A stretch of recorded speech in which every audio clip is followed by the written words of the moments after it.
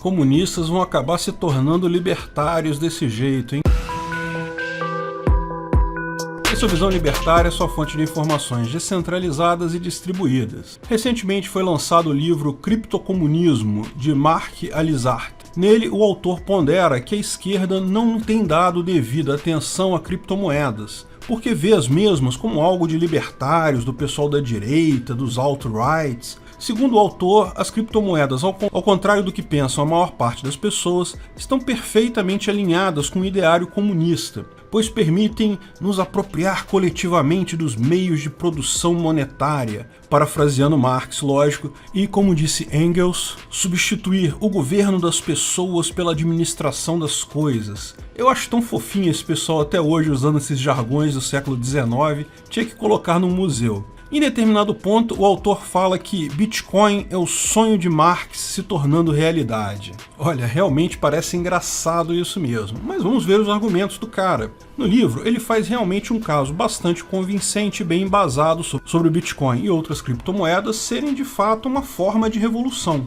Como todo mundo pode se organizar de forma mais igualitária a partir disso. A esquerda está perdendo tempo ao não se ocupar de bitcoins e coisa e tal, é um ponto que ele levanta ao longo do livro todo. Mas no final das contas, eu vi dois grandes argumentos dele favoráveis à ligação entre Bitcoin e comunismo. O resto do livro é só frase de efeito e construção de um mundo ideal comunista, sobre blockchain e coisa e tal, não é um argumento em si, apenas conjecturas. Os dois grandes argumentos que ele faz ligando o Bitcoin ao comunismo é a questão da subversão da autoridade financeira mundial e a questão da democracia digital. Vamos a cada um deles. De fato, eu tenho que concordar plenamente com o primeiro argumento dele. Ele diz que Bitcoin subverte a autoridade financeira mundial. Segundo ele, Marx sempre atacou o sistema financeiro, mas não diretamente o dinheiro, a moeda. O dinheiro-moeda como ferramenta para trocas não é o problema. O problema é que esse dinheiro que temos aí hoje, segundo Marx,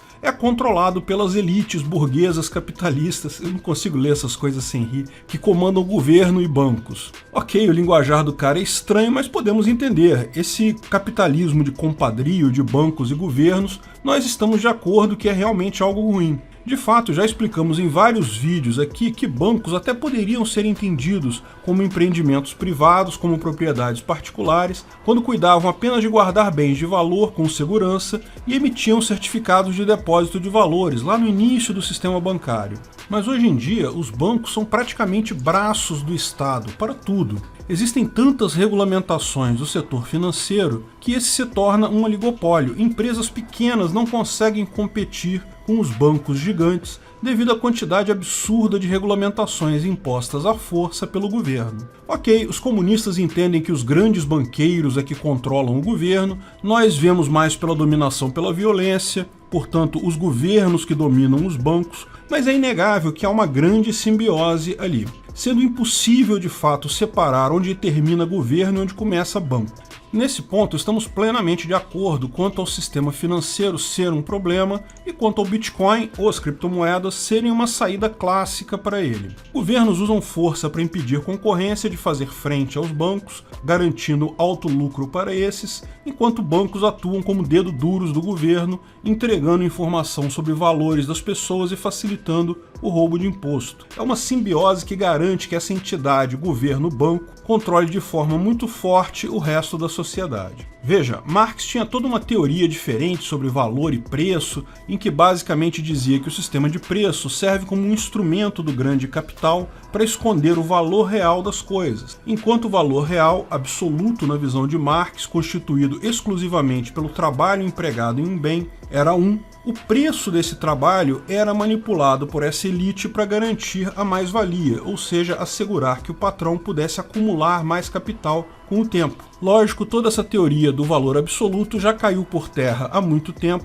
posto que o valor de nada é absoluto, todos os valores são relativos, a utilidade marginal mostra isso, e embora possamos sim fazer distinção entre valor e preço de algo, o valor continua sendo subjetivo. Cada pessoa valoriza algo numa escala diferente particular dela. Explicamos esse conceito no vídeo Mais-Valia Existe?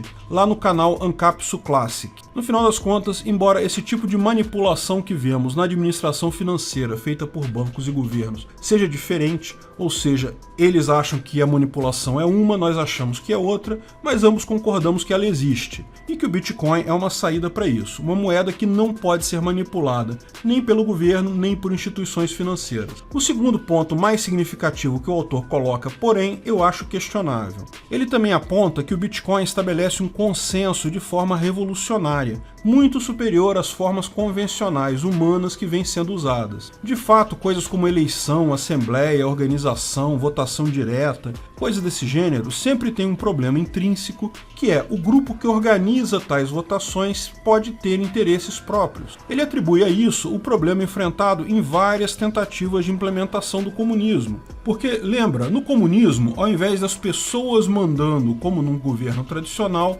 deveria haver apenas administradores dos bens comuns da sociedade. O problema é que, frequentemente, essas pessoas que se dizem administradoras acabam perseguindo seus próprios interesses ao invés do interesse da sociedade. Mesmo que votações sejam feitas, quem define a pauta da votação, quem conta os votos, quem implementa as decisões tomadas por todos, acaba tendo um poder muito grande. Havendo uma forma similar de consenso automático tecnológico, poderia-se chegar a uma democracia muito mais efetiva, posto que estariam afastados os interesses e ineficácias das pessoas envolvidas nesse processo. Lembra, em última análise, o mote utópico do comunismo é de cada um conforme sua capacidade, para cada um conforme sua necessidade, ou seja, prega que cada um deve receber o quanto precisa conforme a sua necessidade e pagar o quanto pode, ou seja, entregar todos os seus produtos do seu trabalho para esse bem comum. A grande questão é que sempre decidir quando cada um precisa e quanto cada um pode fornecer é sempre complicado. Em última análise, isso deságua no problema do cálculo econômico. Um administrador não consegue administrar essas coisas todas simplesmente porque não tem informações suficientes para isso.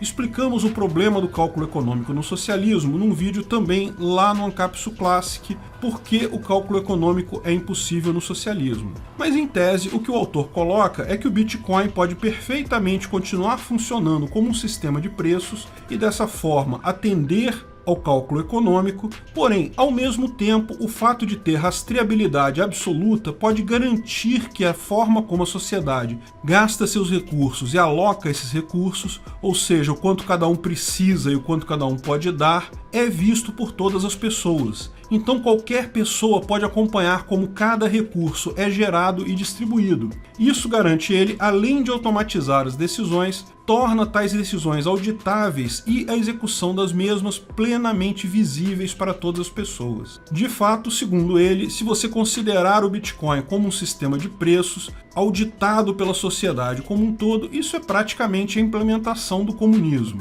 Lógico, neste ponto nós libertários discordamos profundamente. Primeiro, porque já discordamos na premissa. Não cabe nem analisar a questão da distribuição igualitária de recursos. Acho que poderia sim ser justo que todos recebessem valores conforme a sua necessidade, se isso for voluntário entre um grupo de pessoas que participam desse acordo. O grande problema é na parte do dar conforme a sua possibilidade, porque trata o quanto cada pessoa produz com seu trabalho como algo absoluto, quando não é. Pessoas produzem pouco quando não têm estímulos para produzir, pessoas com baixo conhecimento tendem a produzir menos, enfim, pessoas produzem muito mais quando são estimuladas a isso. E não há estímulo melhor do que a possibilidade de usufruir os frutos do seu próprio trabalho. No final, a baixa produtividade, junto com a roubalheira na administração, é o que causou a queda de todas as sociedades que um dia se pretenderam comunistas. O autor até reconheceu a roubalheira que acaba permeando qualquer entidade do tipo governo, principalmente num governo socialista ou comunista. Mas falha em apontar a baixa produtividade, a falta de incentivo para cada indivíduo produzir mais. e isso também é consequência direta da coletivização. A questão toda é que comunistas focam muito em planejar a distribuição dos valores como se isso fosse a parte importante. Eleições, assembleias, vamos decidir quem fica com cada recurso, quem vai ganhar X, quem vai ganhar Y. Eles esquecem que, no final das contas, essa não é a parte importante. A parte importante é a geração de riqueza, é incentivar pessoas a trabalhar, a criar, a se desenvolver. Isso sim é o que gera riqueza. E nisso há pouco que possa se fazer além de oferecer a liberdade e garantia de que a pessoa será dona do produto do próprio trabalho. Ela pode até escolher compartilhar esse produto com outros, mas ninguém vai tomar o produto dela à força. O Bitcoin pode ser usado para isso também, mas não é esse o uso proposto pelo autor. Se cada pessoa vai ter a sua carteira de Bitcoin, a sua propriedade privada, vai negociar livremente, então não estamos descrevendo uma sociedade comunista, mas sim uma sociedade anarcocapitalista. Agora, cabe lembrar que o ancapistão é capaz de comportar entidades de todo tipo. Como já explicamos, em tese, sendo o mundo anarcocapitalista, você pode ter países socialistas, comunistas, pode ter tudo ali dentro. Se você se junta com um grupo de amigos, compra uma área e decide fundar uma comuna, uma grande fazenda em que todos trabalham e tudo é distribuído gratuitamente entre eles, é seu direito fazer isso. Da mesma forma, o Bitcoin ou outras criptomoedas, com smart contracts, contratos inteligentes, podem sim ser usados para criar DAOs, Decentralized Autonomous Organizations, ou organizações autônomas descentralizadas, que nada mais são que uma gestão automatizada de bens comuns de um grupo de pessoas. Por exemplo, imagine que um grupo de pessoas é favorável à renda mínima e decida se reunir e fundar uma DAO nesse sentido.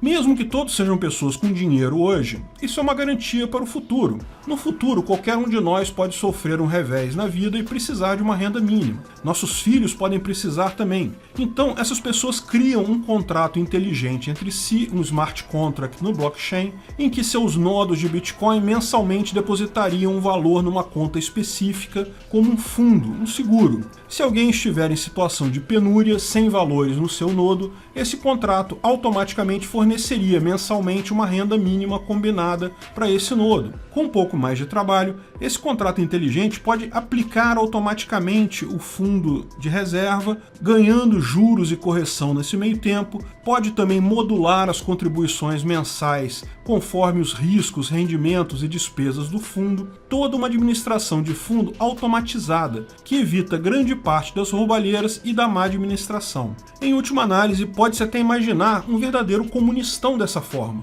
As pessoas não precisam ir numa área única para estar no comunistão, um grupo de pessoas se associa de forma que a renda delas todo mês é computada em conjunto e dividida igualmente para todos. Pronto, você criou um comunistão dentro do ancapistão usando o Bitcoin. Olha que beleza. A única diferença aqui é que tudo é voluntário. E esse é o ponto que o autor falha em levantar. O Bitcoin é essencialmente um mecanismo voluntário. Embora exista rastreabilidade absoluta, ou seja, todo mundo pode ver todas as transações que acontecem na rede do Bitcoin, não há ligação de carteira com a pessoa. Mais do que isso, cada pessoa pode ter quantas carteiras quiser. Eu também não sou obrigado a assinar contrato inteligente com ninguém. Tudo isso pode ser feito, mas deve ser feito de forma voluntária, no melhor estilo anarcocapitalista. E isso é uma mudança muito drástica em relação à proposta comunista, que forçosamente requer a participação completa da população e controle sobre quem tem o que e quem ganha o que, não apenas o controle das transações. Além dessa falha básica, um outro ponto que o autor erra é comparar libertários com a direita, ou pior, com a alt-right. Imagina o autor, certamente por desconhecimento, que a alt-right seja entusiasmada com criptomoedas. Podem haver alguns que são, mas esse não é o fato da maior parte das pessoas. Ao contrário, os poucos fóruns de alt-right que eu tive acesso, muitos consideram o Bitcoin como mal, uma arma dos globalistas que querem usar isso para controlar o mundo. De fato, para um nacionalista, alguém que se importa com a sua pátria, com o seu país, ou até com a sua raça, vá lá, ter uma moeda global que todo mundo pode usar não é uma coisa muito boa. E por fim, cabe lembrar que o livro também foi profundamente criticado por comunistas e socialistas, digamos, mais tradicionais. Os argumentos, desde a mineração do Bitcoin visa lucro até Bitcoin não é uma tecnologia verde, foram levantados. Se você acha que nós libertários somos desunidos e temos pautas contraditórias, meu amigo, eles estão muito pior nesse aspecto. O fato é, no final das contas, é que o Bitcoin é uma ferramenta. E como toda ferramenta, pode ser usada para muitas coisas. Ele não pertence a ideologia alguma e nada garante que vai ser sempre usado para o bem. Ferramentas podem sim ser usadas para o mal. O fato é que não há como negar que é uma ferramenta maravilhosa e se encaixa como uma luva nos propósitos libertários. Mas é lógico, a gente sempre tem que estar atento porque o uso que será feito dessa ferramenta depende muito de como nós vamos direcionar o desenvolvimento dela. Obrigado por sua audiência. Esse artigo foi sugerido por Otávio Azevedo, escrito e narrado por Peter Turguniev. Esse vídeo foi um oferecimento de armataweb.com, cloud e serviços de data center, 100% de compromisso com a satisfação e privacidade dos clientes. Aceitamos Bitcoin. Veja o link na descrição do vídeo. Se você gostou desse vídeo, clique no like e compartilhe ele em suas redes sociais. Se inscreva no canal para nos ajudar, clicando no botão vermelho abaixo. Se quiser ser avisado de novos vídeos, clique no sininho ao lado. Saiba mais sobre o nosso projeto no site visãolibertaria.com. Lá você pode sugerir novos artigos, escrever artigos, patrocinar e muito mais. Confira visãolibertaria.com. Até a próxima!